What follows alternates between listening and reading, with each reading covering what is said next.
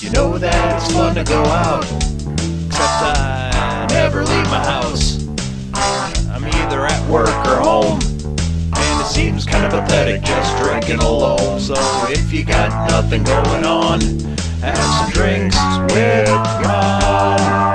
Hello and welcome to Drinks with Ron. I'm Ron and this is my drink, my new favorite beer of the moment, Supper Club. And it's my last one, so I'm a little riled up. And with the election being so close, I'm sure a lot of you are right there with me, all riled up, pent-up anger, sick of the whole damn thing, sick of the commercials left and right. From what I'm told here in Wisconsin, the robocalls are ridiculous, let alone the fact that every election cycle, millions and millions, hundreds of millions of dollars are wasted on ads and robocalls and leaflets and pamphlets and flyers that could be going somewhere much more important and useful than to tell a bunch of people who don't care about a candidate. Fucking flyers, the dry hump of marketing. It's just say, hey, we don't give a fuck about this guy either. Here you go, have a fucking flyer. We ran him off ourselves. Anyway, I'm sidetracked. I wanted to get to the presidential election, mainly because I've hit a seminal moment. I voted early yesterday, and for the first time in my life, I have gone third party on the presidential vote. I feel a lot better about it. I say I've actually voted for a candidate that after the election is over, I know he's not going to win, but I'm still going to be able to say, I agree with A, B, C, and D that this guy says, you know, maybe not everything, but certainly a lot more than those jackwagons on both sides of the equation that I've been dealing with for the last how many months. The big problem with people going third party is, say it with me, boys and girls, it's throwing your vote away. That's right, because common sense tells you you should vote for somebody that has a chance to win. Fuck that. You vote for who you agree with, not who you dislike least. But the problem is, so much fear and anger gets stoked up on both sides that people on both sides can't allow the other guy to win. Well, I agree with this third party, but I can't throw my vote away because if I vote for him and then he wins, all hell's going to break loose. Flying monkeys are going to rain down acid shit from the skies. It's going to be ridiculous. That might be a mild exaggeration, but that is very mild because I've heard people stop just short of the flying monkeys when they talk about the raining hell that will follow if the other guy wins. And that's both sides. And I'm not talking about crackpots. I'm talking about reasonable, well-informed, knowledgeable people that are very panicked about both candidates, about what will happen if they win.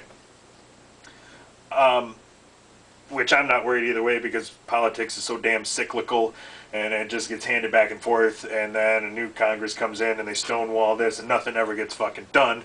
So worst case scenario, we could, elect some evil henchman from a supervillain from a movie, and he could try to impose everything he wants to do, but the fact is, House and Senate would just stonewall the shit out of him. He wouldn't even be able to get a fucking appellate court judge appointed. He'd be fucking blocked so bad.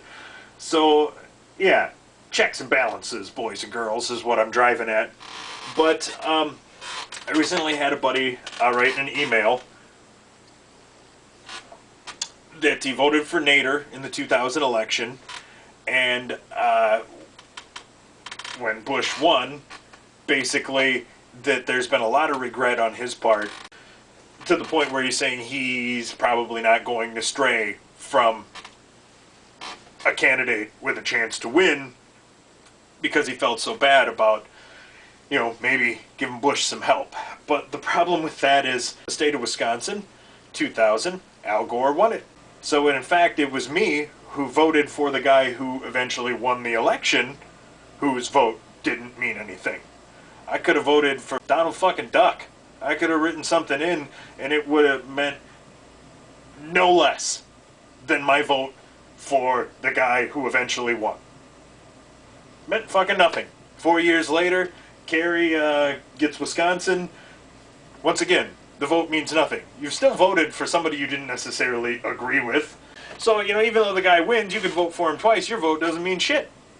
So really, your vote's so fucking watered down that in the end you just have to vote with someone you agree with. And if you don't even care about politics, what I want you to do is vote to register your disgust. Because I'll close with this. I want to get all these people who don't vote, I know a lot of them, who don't vote with pride even. I don't vote, it's bullshit, they're a bunch of assholes. You know what? I couldn't agree with you more. And I understand how you can be pissed off as shit and sick of the process. I totally understand how you can feel like your vote is marginalized to meaningless. But let me tell you this. You need to factor into the overall count. It's not about voting for a guy who's going to win or making sure the other guy doesn't. It's, you have to factor into the number. That's it. Show your dissatisfaction by voting for somebody who's not those two. If all these people who don't vote just show up and vote for not a main party candidate, you can fuck their shit all up. Exit poll is going to mean jack shit. Somebody's coming out voting for Bilbo Baggins. I mean, there's going to be so many little 1%, 001%. You know, the other category would win the presidential election. It's like you're at an office and it's lunchtime. Everybody's going to lunch. 3 people want to go to the Chinese restaurant. 3 people want to go to the Mexican restaurant.